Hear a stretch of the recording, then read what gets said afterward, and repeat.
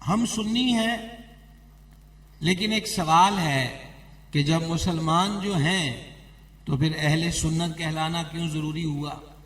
ہمیں اہل سنت ہمارے مولانا حضرات نے قرار نہیں دیا، بلکہ سرور عالم علیہ الصلوۃ والسلام نے فتنوں کے دور میں نجات پانے والا گروہ اہل سنت و جماعت قرار دیا۔ تو یہ اصطلاح مولانا لوگوں نے یا بابا لوگوں نے ہمیں نہیں دی، بلکہ اہل سنت ناجی گروہ ہے۔ یہ ہمارے کریم رؤوف الرحیم صلی اللہ تعالی علیہ وآلہ وسلم کے فرمان اقدس سے ظاہر ہے۔ دوسری گزارش، عقائد کی بات ہوئی اور آپ ہمارے علماء سے سن رہے ہیں کہ اعلیٰ حضرت عظیم البرکت مجدد دین و ملت الشاہ امام احمد رضا قادری قدسہ سرہ العزیز نے جو بیان کر دیا، ہم اس پر قائم ہیں، قائم رہیں گے۔ اس سلسلے میں میں اپنے نوجوان بھائیوں سے ایک گزارش کرنا چاہتا ہوں۔ اعلیٰ حضرت امام احمد رضا رحمۃ اللہ علیہ نے ایک عقیدہ بھی خود بنا کر نہیں دیا، جو عقائد صحابہ کرام کے تھے، جو عقائد اہل بیت اطہار کے تھے، انہی عقائد کے محافظ کا نام امام احمد رضا ہے۔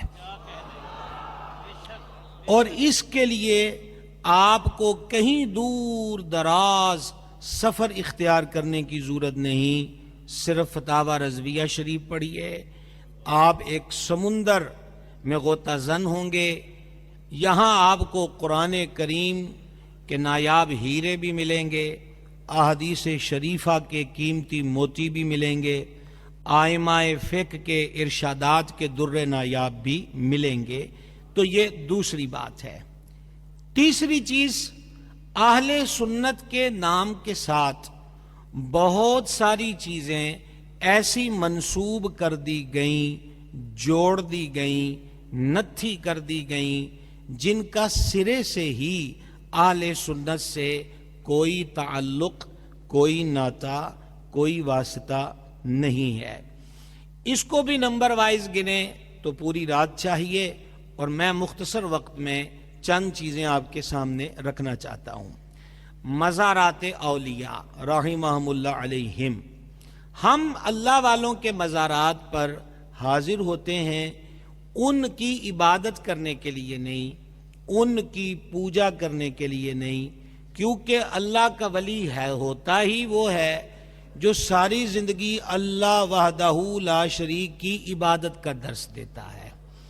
اور میں اور آپ خوش بختی سے جس شہر میں بیٹھے ہیں، وہ سید الاولیاء بھی ہے، گنج بخش بھی ہے، فیض عالم بھی ہے، مظہر نور خدا بھی ہے، ناقصوں کا پیر بھی ہے، اور کاملوں کا رہنما بھی ہے۔ تو حضور فیض عالم رحمۃ اللہ علیہ، آپ کی کتاب کشف المحجوب شریف جو پردوں کے کھولنے والی کتاب ہے، اور اگر آپ مہربانی فرما کر کشف المحجوب شریف کی ابتدا کہ حضور فیض عالم نے جو خود لکھا ہے کہ انہوں نے یہ کتاب کیوں لکھی، تو ایک بات سمجھ میں آتی ہے کہ تصوف اور طریقت کے ساتھ اس دور کے اندر بھی بہت ساری غلط باتوں کو جوڑ دیا گیا تھا۔ تو مزارات پر ہم پوجا کے لیے نہیں جاتے، عبادت کے لیے نہیں جاتے، وہ اللہ کے ولیوں کے مزارات ہیں۔ باقی اس کے دلائل کثیر ہیں۔ اب آپ دیکھیں، حکیم ترمذی اپنے وقت کے عظیم صوفی محدث ہیں، داتا حضور نے ان کا ذکر کشف المحجوب میں کیا، اور فیض عالم تو فرماتے ہیں مجھے اس محدث سے عشق ہے۔ انہوں نے اپنی کتاب نوادر الاصول میں حدیث لکھی کہ فرمایا سید العالمین علیہ الصلاۃ والتسلیم نے جو جمعہ کے دن اپنے ماں باپ یا دونوں میں سے ایک کی قبر کی زیارت کو جائے تو اللہ تعالیٰ اسے مقبول حج کا ثواب عطا فرماتا ہے۔ اس حدیث میں یہ کوئی قید نہیں ہے کہ ماں وقت کی رابعہ بصریہ ہو اور باپ وقت کا ابراہیم بن ادہم ہو، مسلمان ہوں، صحیح العقیدہ ہوں، بیٹا ماں باپ کے ناطے سے ان کی قبر پر گیا ہے تو حج کا ثواب پاتا ہے۔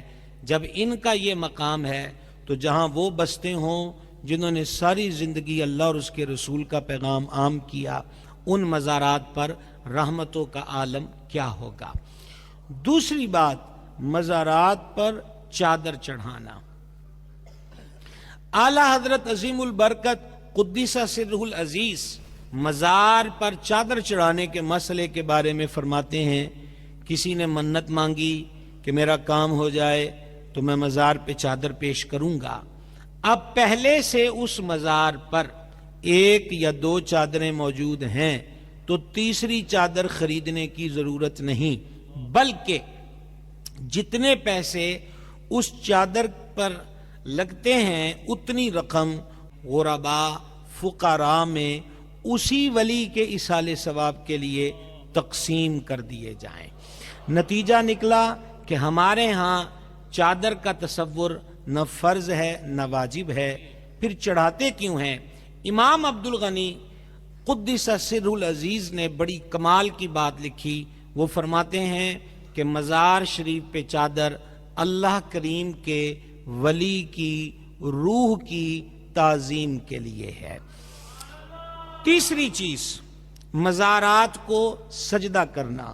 یہ وہ الزام ہے کہ جو پوری دنیا میں پوری تگ و دو سے پھیلایا گیا، یہ وہ الزام ہے جو بڑی شد و مد کے ساتھ ہم اہل سنت پر لگایا گیا، اور افسوس کہ کچھ جہلاء نے عملی طور پر اس الزام کو صحیح ثابت کرنے کی کوشش کی۔ مزارات کو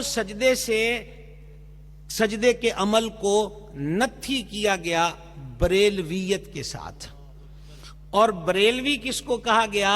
جو فکر رضا پر کاربند ہے۔ اب دیکھنا تو یہ چاہیے تھا کہ جس ہستی کی وجہ سے ہمیں بریلوی کہا جاتا ہے، ان کا نظریہ مزارات کو سجدے کے بارے میں کیا ہے۔ تو اعلی حضرت عظیم البرکت رحمت اللہ علیہ سے سوال ہوا، میرے امام نے چو مکھی لڑائی لڑی ہے، اسی لیے وہ بارگاہ میں عرض کرتے ہیں کہ ایک طرف آدائے دین، ایک طرف حاسدین، بندہ ہے تنہا شہا، تم پہ کروڑوں درود۔ اس دور میں جب یہ سوال ہوا تو امام کا قلم حقیقت رقم میدان میں اترتا ہے، اور قرآنی آیات 40 احادیث طیبات، 150 سے زائد نصوص ائمہ فقہ نقل کر کے الزبدۃ الزکیہ کے نام سے امام اس امت کو ایک کتاب دیتے ہیں۔ آپ غور کریں، میں نے ابھی آپ کو کیا بتایا، یہ کہہ کر نہیں کہ احمد رضا یہ کہتا ہے، بلکہ وہ کہتے ہیں رب یہ فرماتا ہے، اس کے حبیب یہ فرماتے ہیں۔ تو سیدی اعلی حضرت رحمت اللہ علیہ نے اس میں کیا ثابت کیا کہ سجدے کی دو قسمیں ہیں، ایک سجدہ عبادت، ایک سجدہ تعظیمی۔ تعظیمی کو ایک اور لفظ سے آپ سمجھ سکتے ہیں، سجدہ ادب۔ فرما پچھلی امتوں میں، اور پہلی بات ایک لمحے کے لیے بھی جب سے کائنات بنی ہے، فرما اللہ کے سوا عبادت کا سجدہ کسی کے لیے نہ روا تھا، نہ ہے، نہ ہوگا۔ ادب والا سجدہ جیسے فرشتوں نے حضرت آدم علیہ السلام کو کیا، وہ پچھلی امتوں میں اجازت تھی۔ کریم سے بھی اجازت مانگی انہوں نے جو حضور کے مرید ہیں، بے مثال ہیں، لاجواب ہیں، با کمال ہیں، اور کُلًا وعد اللہ الحسنی کے سند یافتہ ہیں۔ اونٹوں نے سجدہ کیا تو انہوں نے عرض کی، اے کریم اتنے کرم آپ کے جانوروں پر نہیں ہیں جتنے ہم پر ہیں، لہٰذا ہمیں بھی اجازت دیجئے۔ تو سرور عالم علیہ السلام نے فرمایا، ہم اگر اللہ کے سوا کسی کو سجدے کی اجازت دیتے تو عورت کو اجازت دیتے وہ اپنے شوہر کو سجدہ کرے۔ آپ نے غور کر لیا، مزاروں، چلگاہوں، درختوں، پیروں اور فقیروں کو سجدہ کرنے کا تعلق اہل سنت کے ساتھ نہیں ہے۔ ایک قدم آگے بڑھیے۔ موجودہ وقت میں مختلف میلے جمیلوں میں عورتوں کے جم گٹے اور جم غفیر نظر آتے ہیں، اس عنوان پر اعلیٰ حضرت نے پوری کتاب لکھی. اور میں خلاصہ پیش کرنا چاہوں تو وہ یہ ہے کہ اللہ کے ولی کے مزار کی حاضری ایک مستحب عمل ہے، لیکن عورت کا بے پردہ ہونا یہ بھی گناہ، غیر مرد غیر عورتوں کا اختلاط ہو، اکٹھ ہو، یہ بھی ممنوع.